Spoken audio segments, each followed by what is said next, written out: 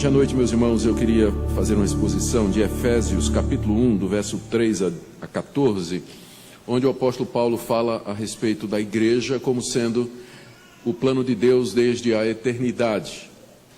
E eu queria nessa noite destacar que essa igreja existe porque Deus, na eternidade, planejou que sempre teria um povo sobre a terra para o louvor da sua glória. Um povo que ele escolheu, um povo pelo qual Cristo morreu e um povo que foi chamado e selado pelo Espírito Santo.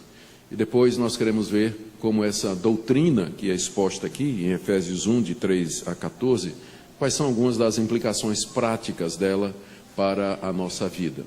Na esperança de que todos nós saiamos daqui nessa noite gratos a Deus, encorajados a perseverar na vida cristã, dispostos a evangelizar e espalhar o nome do nosso Deus em todo lugar onde Ele nos permitir. Ouçamos a leitura do verso 3 até o verso 14. Bendito Deus e Pai de nosso Senhor Jesus Cristo, que nos tem abençoado com toda sorte de bênção espiritual nas regiões celestiais em Cristo. Assim como nos escolheu nele, antes da fundação do mundo, para sermos santos e irrepreensíveis perante Ele. E em amor nos predestinou para Ele, para a adoção de filhos, por meio de Jesus Cristo, segundo o beneplácito de sua vontade, para louvor da glória de sua graça, que Ele nos concedeu gratuitamente no amado, no qual temos a redenção, pelo seu sangue, a remissão dos pecados segundo a riqueza da sua graça, que Deus derramou abundantemente sobre nós em toda sabedoria e prudência, desvendando-nos o mistério da sua vontade, segundo o seu beneplácito que propusera em Cristo, de fazer convergir nele, na dispensação da plenitude dos tempos, todas as coisas, tanto as que estão no céu como as que estão na terra. Nele, digo, no qual fomos também feitos herança, predestinados segundo o propósito daquele que faz todas as coisas segundo o conselho da sua vontade, a fim de sermos para louvor da sua glória, nós os que de antemão esperamos em Cristo, em quem também vós, depois que ouvistes a palavra da verdade, o evangelho da vossa salvação, tendo nele também crido, fostes selados com o Santo Espírito da promessa, o qual é o penhor da nossa herança, até o resgate da sua propriedade, em louvor da sua glória. Até aqui a leitura da palavra de Deus, irmãos. Como é do conhecimento de todos, Paulo escreveu essa carta da prisão. Ele estava em Roma, encarcerado, por conta da pregação do Evangelho, denunciado pelos judeus como sendo o inimigo do imperador, César. E lá em Roma ele aguardava julgamento, quando chegou ao conhecimento dele que as notícias da sua prisão estavam perturbando os irmãos da região da Ásia Menor, as igrejas de Éfeso, Colossos, Filadélfia e outras ao redor. Ao tomar conhecimento de que Paulo havia sido preso, estavam preocupados com as repercussões disso, porque Paulo era o maior pregador que os cristãos tinham naquela ocasião. Era o grande missionário, desbravador de fronteiras, plantador de igrejas, e não ficava muito claro na mente daqueles cristãos no início, por que que Deus permitia que o seu maior pregador ficasse preso numa prisão em Roma, quando ele podia livre anunciar o Evangelho e plantar igrejas em tantas regiões que ainda careciam de escutar o Evangelho. Naturalmente, aqueles cristãos não tinham o privilégio que nós temos hoje da perspectiva da história. 2000 anos depois, olhando para trás, nós percebemos que se Paulo não tivesse sido preso, ele não teria escrito a carta aos Efésios, a carta aos Filipenses, a carta aos Colossenses, a carta de Filemão, através das quais ele, durante 2000 anos, evangelizou milhões e milhões de pessoas a mais do que se, durante esse período, ele estivesse ficado solto pregando naquela região. É que os planos de Deus nem sempre são os nossos, não é?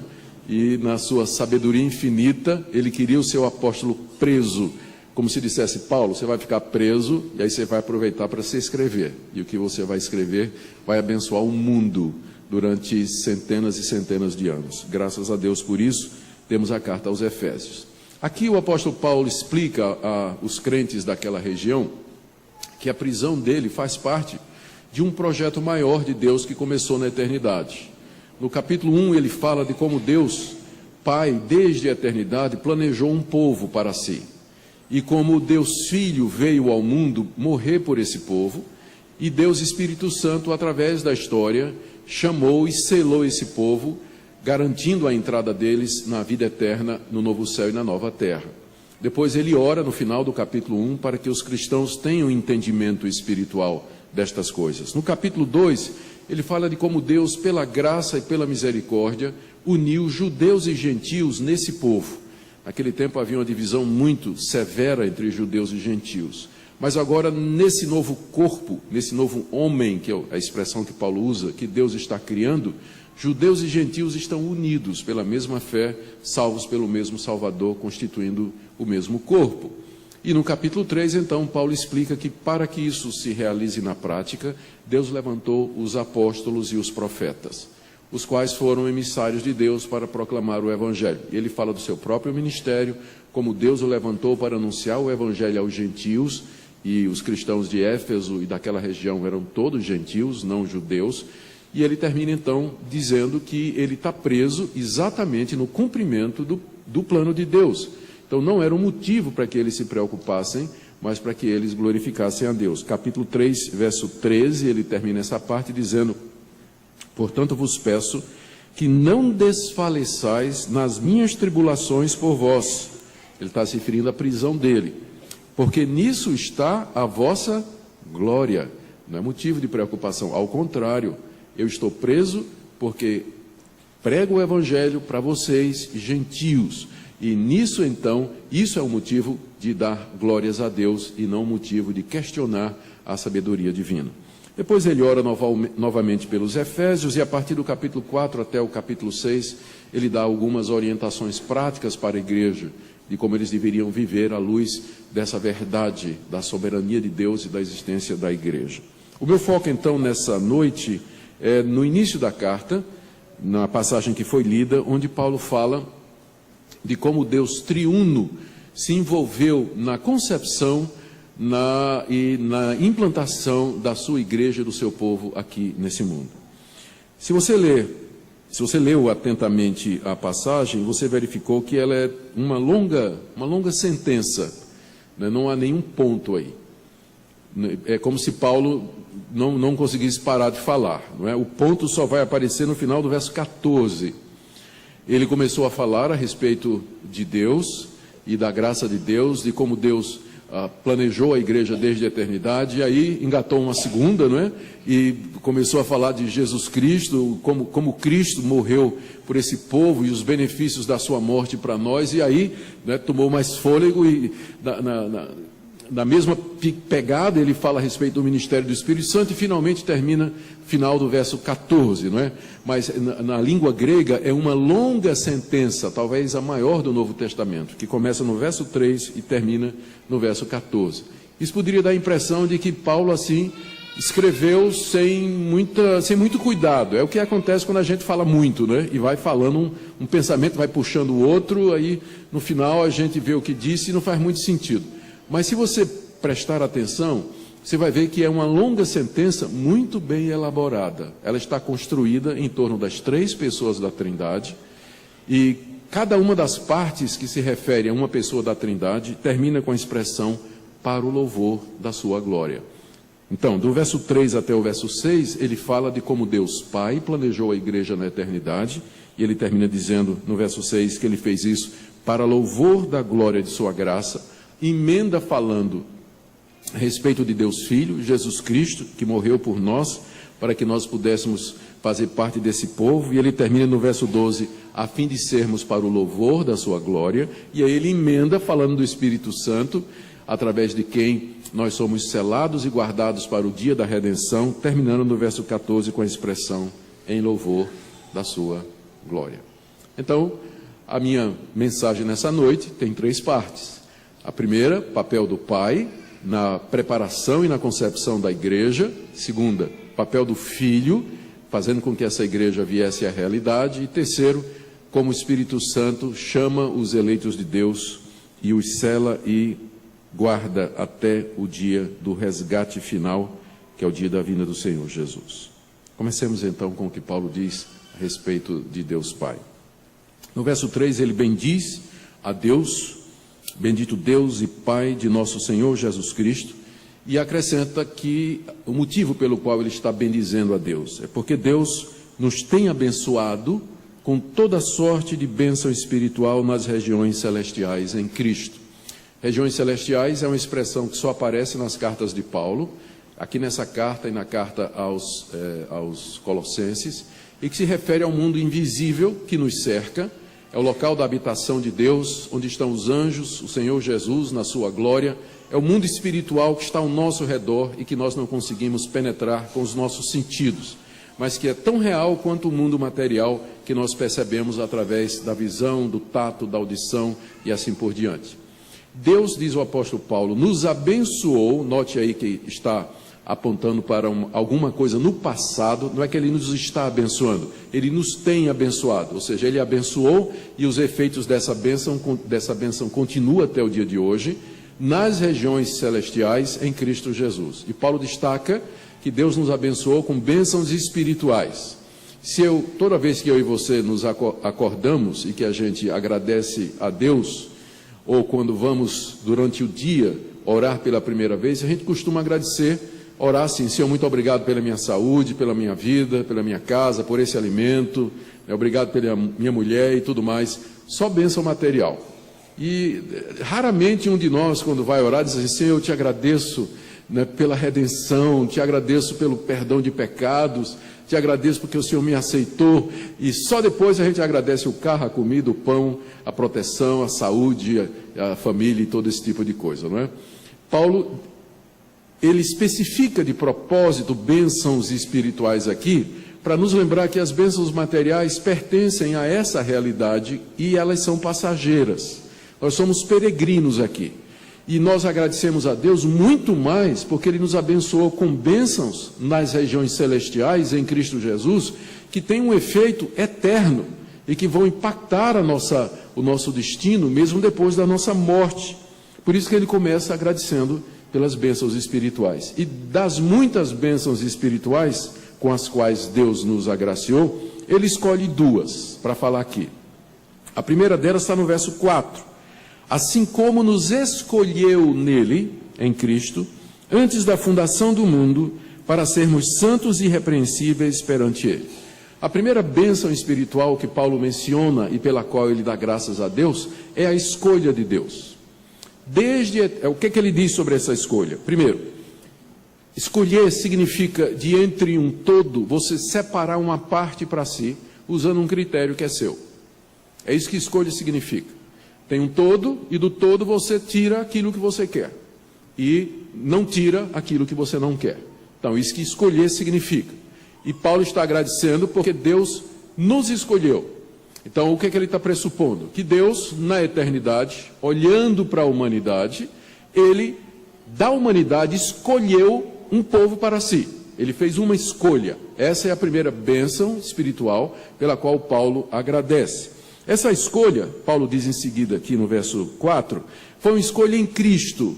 Deus nos escolheu nele. O ele aqui é Cristo Jesus, que é citado no final do verso 3. Se refere, portanto, o antecedente aqui é Cristo. Deus nos escolheu em Cristo. Esse foi o critério de Deus.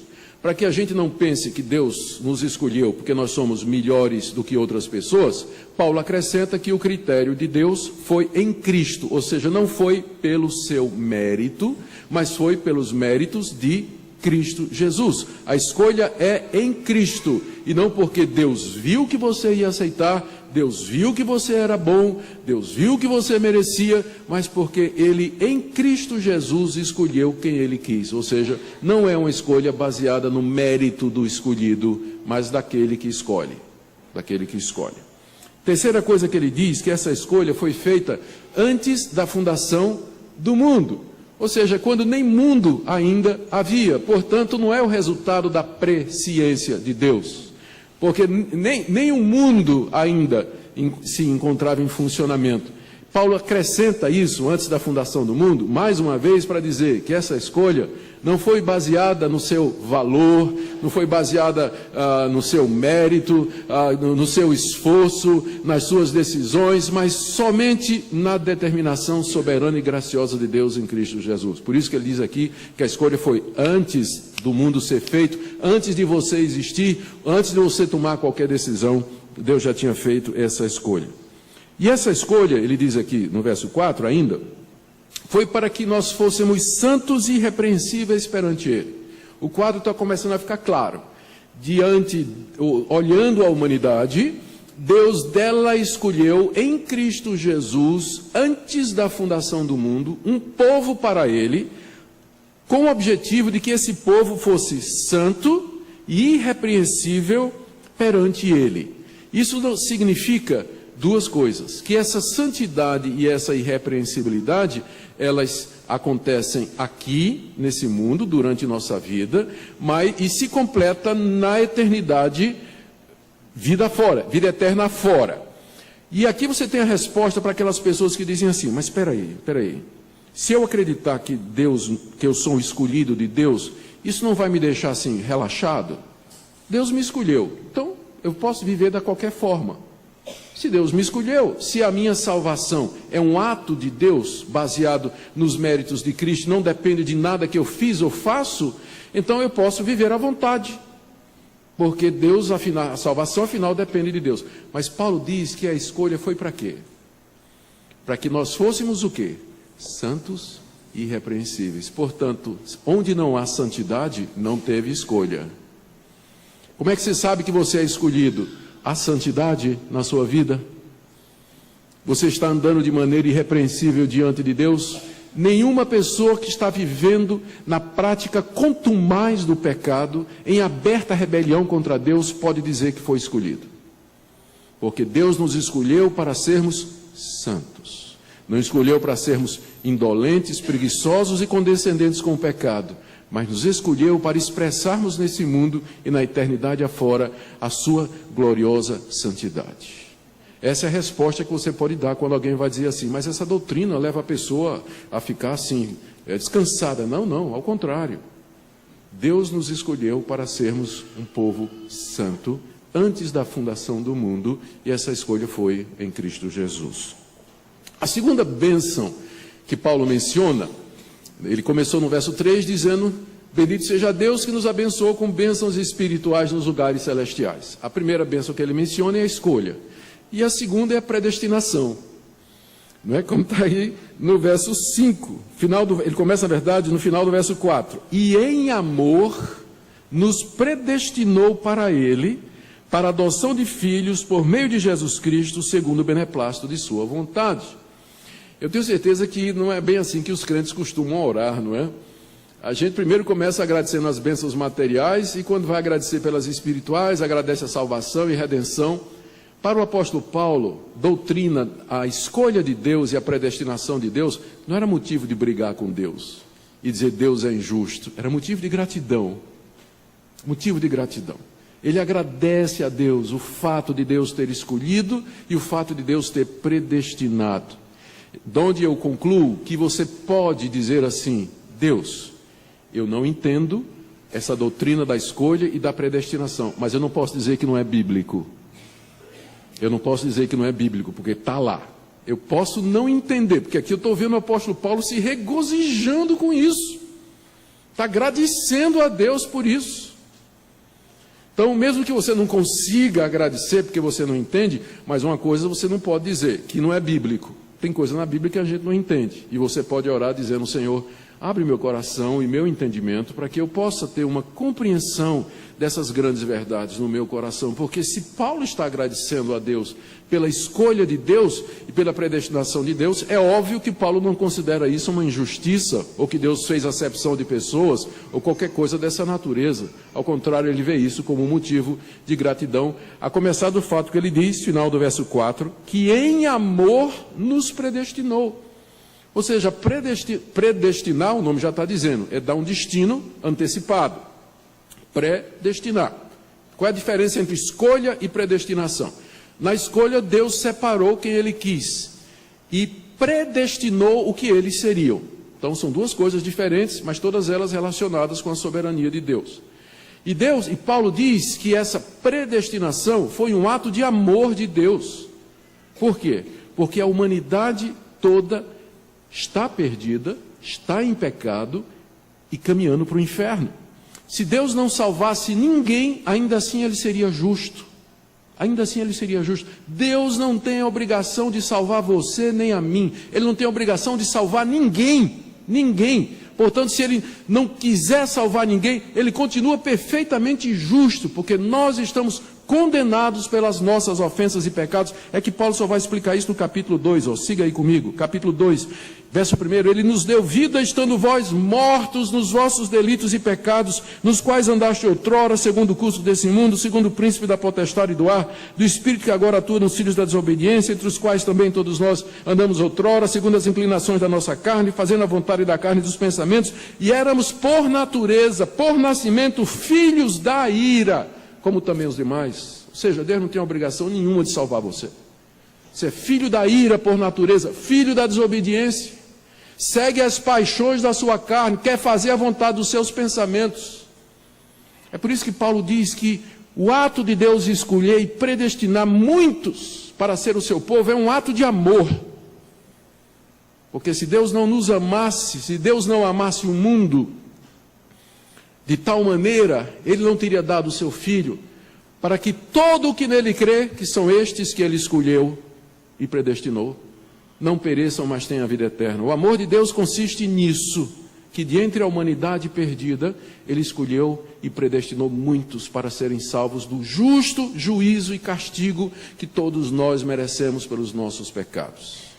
É por isso que ele diz que é em amor e não em injustiça, como alguns acham. Em amor nos predestinou. Como eu disse, predestinar é dar um destino antecipado. Que destino foi esse? Está só nessa palavrinha, nos predestinou para Ele. Ou seja, Deus, de entre a humanidade, tirou um povo escolhido e o destino que deu para esse povo foi: vocês são meus. Vocês existem para mim. Eu sou a razão da existência de vocês. É por isso que eu estou fazendo esse plano glorioso, é por isso que eu criei o mundo e todas as coisas, para que eu tivesse um povo. Nos predestinou para Ele. Essa é a razão da existência da igreja. Vocês já notaram o que é a igreja, né? A igreja é exatamente esse povo, escolhido e predestinado para ser de Deus, como um ato de amor de Deus. Nos predestinou para Ele. E Paulo acrescenta, né, uma explicação aqui, olha. Para a adoção de filhos. Aqui há um problema. Como é que Deus vai predestinar para si pecadores como vocês e como eu? Pecado é um problema. Como é que Deus pode ter um povo pecador? A resposta é que Ele nos adota como filhos. Nos predestinou para Ele, para sermos adotados. Mediante Jesus Cristo, é o que Ele vai explicar mais abaixo. Mediante Jesus Cristo, fazermos parte da sua família. Como ele diz em seguida, para a adoção de filhos por meio de Jesus Cristo, por meio de Jesus Cristo, ou seja, mais uma vez, não é pelo seu mérito, porque o seu mérito eu já li no capítulo 2, qual é o seu mérito? Você é filho da ira, tá? Seu mérito é esse. Então não é pelo seu mérito, mas por meio de Jesus Cristo, por meio daquilo que Jesus Cristo fez, e ele acrescenta no final do verso 5, segundo o beneplácito da sua vontade. Porque a pergunta é: qual o critério de Deus para escolher esse e não aquele, e predestinar esse e não aquele, para ser um povo seu como filhos adotados? A resposta é: segundo o beneplácito da sua vontade. Beneplácito, em português, significa o bom prazer. O bom prazer. Estou dizendo em português porque essa é uma palavra muito pomposa que ninguém usa, né? Está saindo uma nova versão da Almeida, eu creio que esse ano já saiu o Novo Testamento, e a Bíblia toda deve sair em breve, em que eles já trocaram esse tipo de palavra por uma palavra do português moderno. Beneplácito quer dizer boa vontade. Segundo a boa vontade do seu, segundo a sua boa vontade, é isso que beneplácito quer dizer. Ou seja, o critério que Deus usou para escolher e predestinar esse ou aquele foi simplesmente o bom prazer da sua vontade. Não nos é dado conhecer esse critério. Isso pertence aos segredos divinos, faz parte da providência secreta de Deus que não está revelada na Bíblia. Mas o que quer que Deus tenha usado como critério foi porque Ele quis, o bom prazer da sua vontade. Deus não foi compelido por ninguém, não foi pressionado por alguma necessidade fora do seu ser, Ele não foi coagido a fazer isso, mas Ele fez isso porque Ele quis. O bom prazer da sua vontade, o beneplácito da sua vontade. A igreja existe pela vontade de Deus e essa vontade é boa. É o que Paulo fala aqui. E ele diz no início do verso 6 que Deus fez tudo isso para louvor da glória da sua graça. Aqui você tem então a motivação, porque a gente pode perguntar, mas por que Deus fez tudo isso? Por que Ele criou o mundo? Por que criou o homem? Por que botou no jardim? Por que deu escolha? Ele não sabia que ia cair, não sabia que o pecado ia entrar, não sabia que o mal ia entrar. Sabe aquelas perguntas, né, que a gente sempre gosta de fazer? A Bíblia só tem uma resposta para isso, que Deus fez tudo isso para o louvor da sua graça. Deus fez uma conta, Deus fez um projeto, e no final desse projeto, a glória é dele. Então, tudo que Deus faz, Ele faz para a sua própria glória. Ele não faz por outro motivo. Ele faz para a sua própria glória. Se o plano da redenção, que se implica em escolha e predestinação, pode nos parecer injusto e desnecessário, porque é que Deus então criou todas as coisas, você tem que lembrar que Deus, não existe nenhum ser como Ele, e que a única motivação justa para um Deus que é único e exclusivo, é fazer as coisas para a sua glória. Fazer uma coisa para a sua glória significa fazer alguma coisa para que as pessoas vejam quão maravilhoso você é. A gente sabe o que é isso, né? A gente sabe o que é buscar a nossa própria glória. A gente gosta de aparecer. A gente gosta de contar as coisas boas que a gente faz, destacar os nossos talentos, a nossa beleza, não é? A nossa inteligência, a nossa capacidade, chamar a atenção das pessoas para nós. Por que isso em nós está errado? Porque nós somos 6 bilhões de pessoas no mundo. Sempre vai ter alguém melhor do que eu. Mais bonito, mais inteligente. Sempre vai ter. Então não compete a criatura. Está errado a criatura buscar a sua própria glória. Mas Deus é único. Não tem ninguém igual a Ele.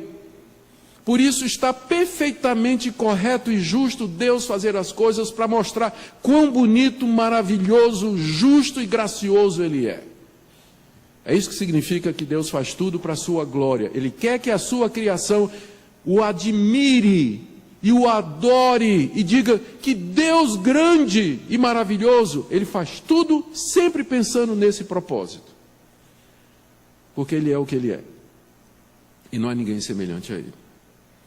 Terminado aqui então a primeira parte, onde Paulo falou de Deus que nos abençoou através da escolha e da predestinação para sermos um povo santo, filhos adotados em Jesus Cristo, conforme o prazer da sua vontade e para a sua glória, ele agora muda rapidamente para a pessoa de Cristo. Verso 6, que Deus fez tudo isso para louvor da glória da sua graça, graça que Ele nos concedeu gratuitamente no amado.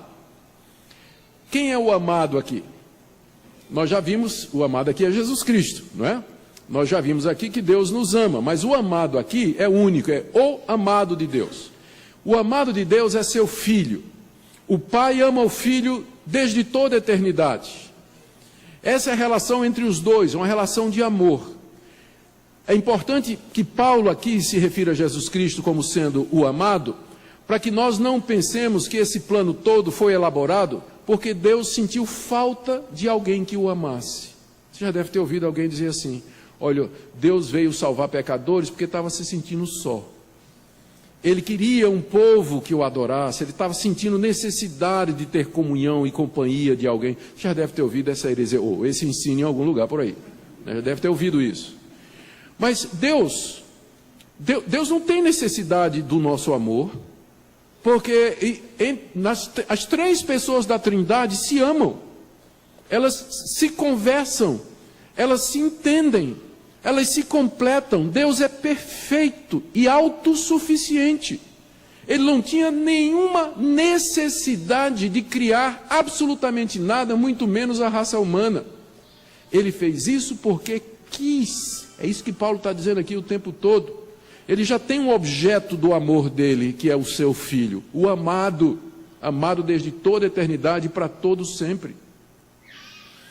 É no amado, então, que Deus nos concedeu gratuitamente a sua graça. Vocês notaram aqui que isso aqui é uma expressão, é uma hipérbole, né? Paulo está dizendo a mesma coisa 3 vezes. Ele concedeu sua graça. Primeiro, ele concedeu. Concessão já é alguma coisa de graça, né? Você concede alguma coisa.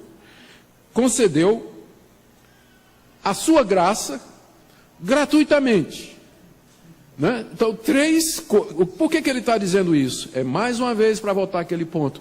Não é porque você merece. Não é porque você tem direito a isso. Mas Deus fez isso. Deus concedeu gratuitamente a graça de você ser escolhido e predestinado para ser do povo dele. Isso não vem de vós, é dom de Deus. Por isso que a ênfase está na graça o tempo todo. Aí ele começa a falar do amado, e ele diz 3 ou 4 coisas aqui a respeito do amado. Veja o verso 7. No qual, amado, nós temos a redenção pelo seu sangue, a remissão dos pecados, segundo a, mais uma vez, riqueza da sua graça. Agora, o cenário muda, o foco sai das regiões celestiais, e o palco agora é a cruz do Calvário. É como se a câmera deixasse de focar os céus e baixasse até a terra. Porque até agora, o verso 6, o que Paulo falou, aconteceu na eternidade. Ele está revelando os mistérios de Deus na eternidade. Mas o que acontece a partir do verso 7, acontece na história, no tempo. Porque ele fala aqui que o amado nos redimiu com o seu sangue. Sangue implica que ele assumiu a natureza humana. Sangue implica que ele se tornou um de nós, que ele entrou na história, no tempo, que ele visitou o nosso planeta, bebeu a nossa água, respirou o nosso ar, comeu nossa comida, se tornou um de nós. E aí derramou o seu sangue. Por que é que ele fez isso? Paulo diz aqui, para que nós tivéssemos a redenção. Redimir significa comprar alguém do cativeiro mediante um preço. É um termo que era usado para a redenção de escravos no mundo greco-romano e também no Antigo Testamento, na cultura hebraica. E para explicar melhor o que é que significa essa redenção, ele diz, é a remissão dos pecados. Está vendo aí no verso 7? A remissão dos pecados. Porque, como eu disse antes, o problema dessa equação é que Deus está escolhendo e predestinando para ele um povo que ele tomou de entre pecadores. Vocês e eu. Somos pecadores, filhos de Adão. Como é que nós podemos ser um povo para Deus santo e irrepreensível? Aqui é que entra a segunda pessoa da Trindade. O Pai planejou e o Filho desceu ao mundo para executar o plano. E que plano era esse? Que na cruz do Calvário, derramando o seu sangue, ele pagaria o preço do pecado e da culpa daqueles que Deus escolheu e predestinou. De tal forma que eles seriam redimidos, perdoados. É graça sobre graça. O Filho vem ao mundo, o amado vem ao mundo realizar o plano eterno de Deus concebido na eternidade. E ele faz isso através do seu próprio sacrifício, para que nós pudéssemos ser perdoados, purificados e fazer parte do povo de Deus. Depois de falar disso, no verso 7, onde Paulo termina falando mais uma vez da graça de Deus, ele diz, graça que Deus derramou abundantemente sobre nós em toda sabedoria e prudência. Nós aqui, é esse povo de Deus, não é? Que é alvo dessa graça que Deus derramou de forma abundante sobre nós, com toda sabedoria e prudência. Ou seja, Deus faz isso de maneira sábia e de maneira prudente. Segunda coisa, primeiro, estou falando do papel do Filho, né? O Filho, então, através do seu sangue, redime o povo eleito de Deus, e no verso 9, revela o plano de Deus. Verso 9, desvendando-nos o mistério da sua vontade, segundo o seu beneplácito que propuseram em Cristo, de fazer convergir nele na dispensação da plenitude dos tempos todas as coisas, tanto as do céu como a da terra. No Filho amado, Deus revela o seu plano, ou para usar a expressão de Paulo aqui, Deus desvenda o mistério da sua vontade. O que é esse mistério da vontade de Deus? É esse plano aqui, que nós estamos lendo. Esse era um plano guardado em segredo, o mistério da vontade de Deus. Antes de Cristo vir ao mundo e antes de Paulo explicar, esse plano não era claro para os nossos irmãos do Antigo Testamento. Eles tinham sombras, eles tinham tipos, eles tinham figuras, eles tinham ilustrações disso. Mas quando Cristo veio ao mundo, esse plano misterioso de Deus, que Paulo chama aqui o mistério da sua vontade, foi desvelado, foi desvendado. E o crente agora é alguém que compreende o plano de Deus. Aos cristãos foi dado entendimento desse plano agora, como ele diz aqui no verso 9, ele nos desvendou o mistério da sua vontade. E que vontade era essa? Que plano era esse? Ele diz, verso 10, de fazer convergir em Cristo todas as coisas na plenitude dos tempos, tanto as do céu como as da terra. Ou seja, a gente sabe agora que a história tem um começo, tem um meio e tem o fim. A gente sabe que o ápex, o clímax da história do mundo, foi há 2000 anos atrás, é aquilo que Paulo chama da plenitude dos tempos, quando Deus em Cristo reconciliou consigo todas as coisas, fez convergir na pessoa do seu Filho Jesus Cristo todas as coisas, segundo o propósito da sua vontade. Ali em Cristo Jesus, o pecado foi pago, o povo de Deus foi redimido, a justiça foi executada sobre os ímpios, Satanás foi derrotado, a história encontrou o seu propósito naquele dia em que lá no Calvário o Filho de Deus se ofereceu para cumprir o plano que ele havia preparado desde a eternidade. Então agora você sabe como o cristão tem uma visão de história. É por isso que cristão não acredita em destino, azar, sorte, não consulta horóscopo, não vai a cartomante, não quer saber, alguém lê a sua mão para saber o futuro, porque a gente já sabe, porque nos foi revelado qual é o plano de Deus. Nós sabemos que a história tem começo, meio e fim. A história não é um conjunto de fatos desordenados e ao acaso, como dizem os ateístas, materialistas, naturalistas, existencialistas, que o mundo não tem propósito, não tem finalidade, que é tudo caos. É isso que os ateus vão dizer para você. E é claro, se você tirar Deus da equação, o mundo não faz sentido. A minha existência não tem propósito, não existe significado, valor ou referencial nenhuma. Mas se Deus é levado em consideração e o seu plano eterno, você tem aqui a resposta para as seguintes questões: quem sou eu? Por que é que eu existo? Qual a minha razão de estar nesse mundo? Por que é que eu fui criado? Por que é que existe alguma coisa em vez de nada? Todas as grandes questões existenciais que a humanidade vem fazendo desde a sua concepção são respondidas aqui pelo apóstolo Paulo. Deus fez convergir no seu Filho na plenitude dos tempos todas as coisas. Esse é o ápex da história, seu clímax e a sua consumação. Aí ele continua, em Cristo, verso 11, no qual fomos também feitos herança.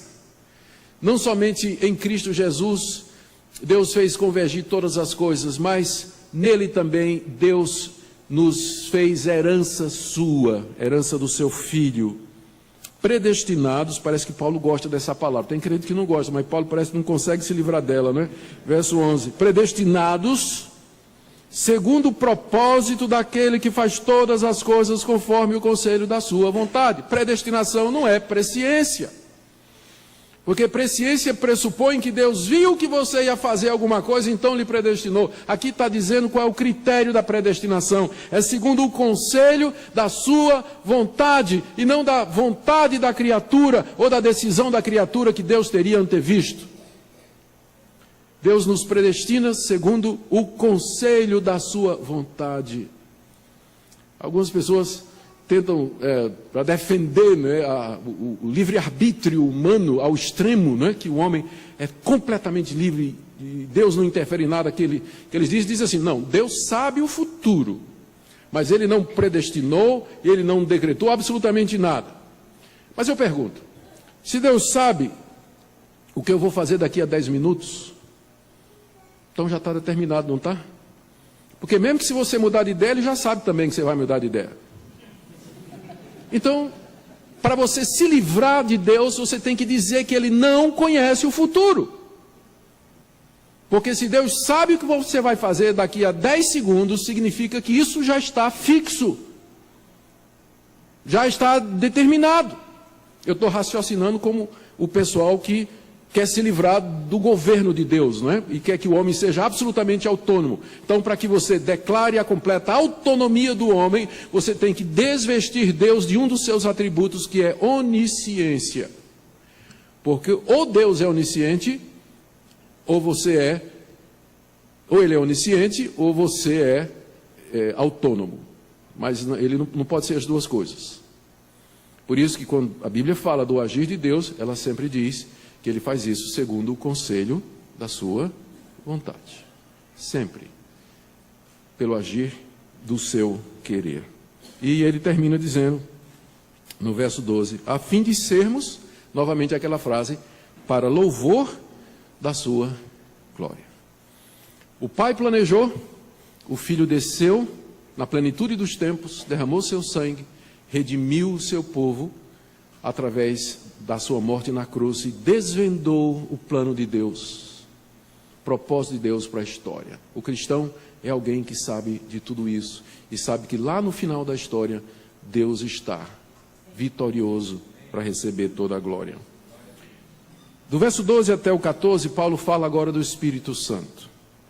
Ele diz no verso 12, a fim de sermos para louvor da sua glória. Nós, ou seja, Paulo aqui está falando como judeu, nós judeus que de antemão esperamos em Cristo, porque a esperança messiânica é dos judeus, está no Antigo Testamento, e os judeus esperavam a chegada do Cristo.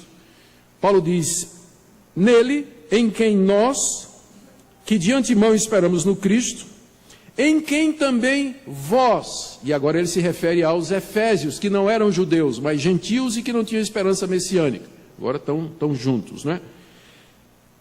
Nós, os que de antemão esperamos em Cristo, em quem também vós, os dois. Agora veja, depois que ouvistes a palavra da verdade, o evangelho da vossa salvação, tendo nele também crido, fostes selados com o Santo Espírito da promessa, o qual é o penhor da nossa herança, até o resgate da sua propriedade, em louvor da sua glória. Deus planejou na eternidade, há 2000 anos atrás o Filho executou, e a pergunta é, como é que isso me alcança hoje? Vivendo 2000 anos depois, no Ocidente, num país chamado Brasil. Como é que isso me alcança hoje? Como é que essa bênção espiritual vem até mim? E a resposta é que ela vem através da pregação. Esse é o método que Deus determinou. E aqui você tem a resposta para aquela pergunta que as pessoas fazem. Mas imagine que Deus predestinou um índio lá no Amazonas e ninguém for pregar o índio. A resposta é que quando Deus predestina, Ele predestina também os meios. Ele determina também as circunstâncias. De tal forma que todo eleito vai ouvir a palavra de Deus. E todo eleito vai crer na palavra de Deus. Todo eleito vai se arrepender dos seus pecados e se curvar diante de Jesus Cristo. E aqui está a resposta para aqueles que dizem assim, se Deus já predestinou, para que pregar? A resposta é que é pela pregação exatamente que Deus vai chamar os seus eleitos e os seus predestinados. Não é o que Paulo está dizendo aqui? Vós estáis em Cristo depois que ouvistes a palavra da verdade, o evangelho da boa salvação, as boas notícias que Deus amou o mundo de tal maneira que deu o seu Filho unigênito para que todo aquele que nele crê não pereça, mas tenha a vida eterna. E os eleitos, ao ouvir isso, eles crerão e eles virão. Os eleitos são aqueles, todo aquele que nele crê. Somente os escolhidos vão crer, porque os outros não querem crer, os outros não podem crer, e os outros estão na incredulidade do seu próprio coração, debaixo da justa ira de Deus. E quando você ouviu a palavra da verdade, o evangelho da vossa salvação, diz Paulo, vocês tendo crido, pela graça de Deus, vocês foram selados com o Santo Espírito da promessa. Por que é que Paulo chama o Espírito Santo de Santo Espírito da promessa? Porque o Espírito Santo tinha sido prometido no Antigo Testamento, prometido por Ezequiel, prometido por Isaías. A promessa mais conhecida é Joel 2:28, será que nos últimos dias derramarei do meu Espírito sobre toda a carne? Então, a vinda do Espírito Santo estava prometida por Deus no Antigo Testamento. E agora ele já veio para fazer o quê? Exatamente para chamar os eleitos. O Pai planejou, o Filho executou e o Espírito Santo aplica. Através da pregação da palavra, o Espírito Santo persuade. Eu fui criado no Evangelho. Eu cresci numa igreja presbiteriana. 15 anos eu me desviei. Fui para o mundo. Não queria saber. Ouvi tudo quanto é de pregação boa. Meu pastor era um excelente pregador. Bíblico, evangelho puro. Mas entrava aqui, saía aqui. Durante muitos anos, eu fui completamente rebelde à igreja, ao evangelho. Não queria saber. Fui para o mundo, me misturei com gente que não presta. Desculpa a expressão, que eu também não presto. Né? Eu sei disso. Não tem nada, quer dizer, eu quis dizer com isso, né, gente que não queria saber de Deus como eu não queria saber.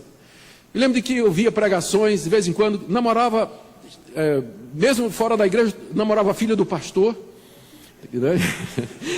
E a filha do pastor, empenhada na minha salvação, de vez em quando vinha um missionário pregar, um grande pregador pregar na igreja, eu ia lá para ouvir, entrava aqui, saía aqui. Minha mãe era crente fervorosa, intercedia por mim, me falava da Bíblia, palavra de Deus. Uma ocasião, me lembro de uma ocasião que um domingo de manhã, eu não voltei para casa, tinha passado a noite na balada, não é? Domingo de manhã, a mamãe abriu a porta de casa para ir para a igreja, estava eu dormindo lá no terraço, né? Completamente de ressaca. Você vai para a igreja. Eu disse, eu não vou para a igreja, você vai para a igreja. Né? E diz, entre e vá pegar a sua Bíblia. Fiquei com tanta raiva que eu dei um murro na porta de vidro. Até hoje eu tenho uma cicatriz aqui, ó, da rebelião. Quase que arranco perco esse dedo aqui. E acabei não indo para a igreja mesmo, né? Fui para o hospital, né? Mas eu era assim. Uma noite, eu tinha 22 anos, uma noite, tendo resistido minha vida toda ao chamado de Deus, uma noite completamente deprimido, sem razão de viver, embora universitário, tinha um excelente emprego, minha família de classe média, tinha dinheiro, tinha carro, tinha prazeres, tinha tudo, mas completamente vazio, uma faca dentro do meu peito, sem razão de viver, resolvi tirar minha vida. E quando vou no quarto do meu pai, pegar o revólver que eu sabia que ele tinha na gaveta, encontro minha mãe sentada na cama orando e lendo a Bíblia dela, fazendo a hora silenciosa dela, a hora devocional. E quando ela me viu que eu estava transtornado. Eu disse, o que é, meu filho? Eu disse, mãe, eu não aguento mais. Eu não sei o que é que há, mas eu não consigo ser feliz. Ela disse, por que você não ora? E pela primeira vez na minha vida, eu elevei meus pensamentos a Deus. Jesus Cristo entrou a cavalo no meu coração. Saiu derrubando tudo. Entrou. Senti paz que Ele me ouviu naquela noite. Perdoou meus pecados. Caiu um peso de 200 quilos das minhas costas. Fazem 40 anos que isso aconteceu. Eu resisti até um ponto, mas no tempo de Deus, no modo de Deus, usando as palavras da minha mãe, o Espírito Santo me convenceu. Quando ela disse, por que você não ora? Aquelas palavras vieram ao meu coração, moveram a minha vontade, inclinaram o meu querer, e eu voluntariamente orei em resposta ao chamado de Deus. E criei naquela noite, e minha vida mudou. Essa é a obra do Espírito Santo. Ele traz a palavra de Deus, ele convence, ele persuade, ele aplica a redenção ao coração dos pecadores que Deus chamou. E ele nos sela. Selar aqui significa, ele garante que aquilo que Deus começou, ele vai terminar, ele vai levar a bom termo. No verso 14, Paulo continua dizendo, ele é o penhor da nossa herança. O penhor é a garantia que Deus nos dá de que nós vamos receber o mundo como herança. O penhor todo mundo sabe o que é o termo garantia. Garantia de que alguma outra parte que está faltando será dada no tempo certo. A garantia que Deus me dá de que eu vou herdar o mundo e que eu farei parte do povo dele, que eu tenho o perdão de pecados, a garantia dele é o Espírito Santo morando em mim.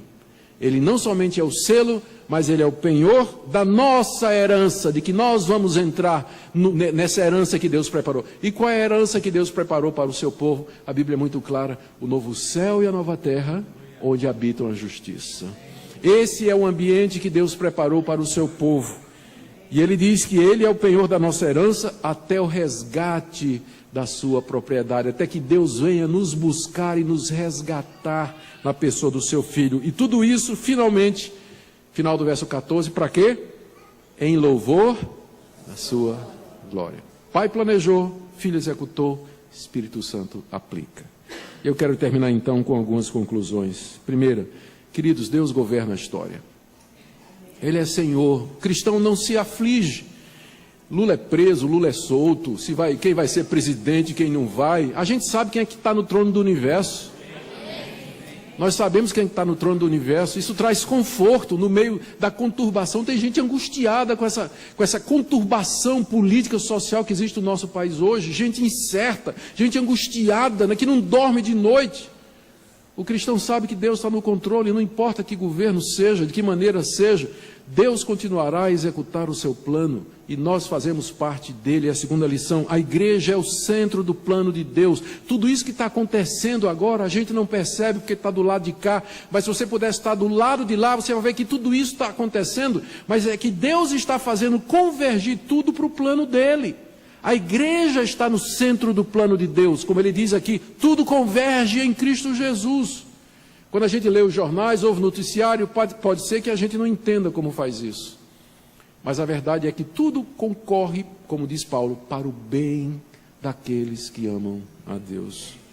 Terceira coisa, a redenção está feita, o plano já está consumado, o Salvador já morreu, o amado já sangrou, o Espírito está atuando. É graça. Se Deus nessa noite fala ao seu coração, se nessa noite Deus ilumina você, não resista e venha. Na prática, tudo isso significa que você tem a sua razão de viver. Tem muitos crentes que dizem: eu não tenho razão de viver, não sei porque que eu existo. E geralmente são aqueles irmãozinhos mais sofridos. Ficaram solitários, não casaram, perderam um cônjuge, ou não conseguem fazer amigos, ou tem algum tipo de necessidade especial que o afasta do convívio de outras pessoas. Então, porque tem algum tipo de doença, ou algum tipo de handicap, que dificulta a vida em sociedade, e eles perguntam: eu não sei qual é a razão da minha existência. Eu não sei que tipo de sofrimento você está passando, que limitação você passa, mas você pode ter certeza de uma coisa: você foi criado para a glória de Deus. Você vive para Ele. Se você é crente em Jesus Cristo, essa é a razão da sua existência. Não a perdição, não a futilidade, não o desperdício, mas viver para ser de Deus e refletir aqui nesse mundo a sua glória, a sua vontade e a sua santidade. Isso significa também que eu devo ser santo e procurar agradar esse Deus pela minha vida, andando nos seus caminhos. Significa que eu tenho que evangelizar, porque é através da pregação que Deus vai chamar os eleitos. Você não sabe quem são os eleitos. Por isso eu prego a todos, porque eu não sei quem são. Deus sabe, mas eu não. Por isso eu prego a todos. Onde Ele me dá oportunidade, eu trago a palavra e convido a todos para que se arrependam e creiam. E através desse convite o Espírito Santo vai chamar aqueles que são seus. A chamada é geral, aquela chamada particular e eficaz é o Espírito Santo que faz no coração do eleito. E por fim você me pergunta: pastor, como é que eu sei que eu sou eleito? Como é que eu sei que eu faço parte desse povo? Eu creio que isso ficou claro aqui na exposição da palavra. Você ama o Senhor Jesus, você crê nele, mesmo sendo pecador, você reconhece que não merece nada de Deus a não ser a sua ira.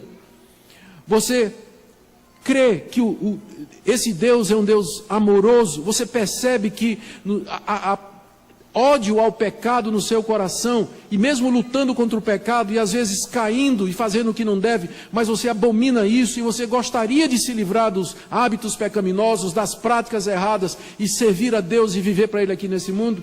Então está aí a resposta: somente um eleito faz isso. Aliás, somente um eleito faz a pergunta do tipo assim: pastor, eu estou com medo, será que eu sou eleito mesmo? Porque um não eleito, ele não está preocupado com isso. Ele está endurecido, ele está cego no seu pecado, ele não quer saber de Deus. Mas se no fundo do seu coração você diz: pastor, eu quero fazer parte desse povo, eu não tenho certeza, eu estou confuso, mas eu amo a Cristo e eu quero viver para Cristo. Bem-vindo, irmão. E essa finalmente é a razão por que essa igreja existe.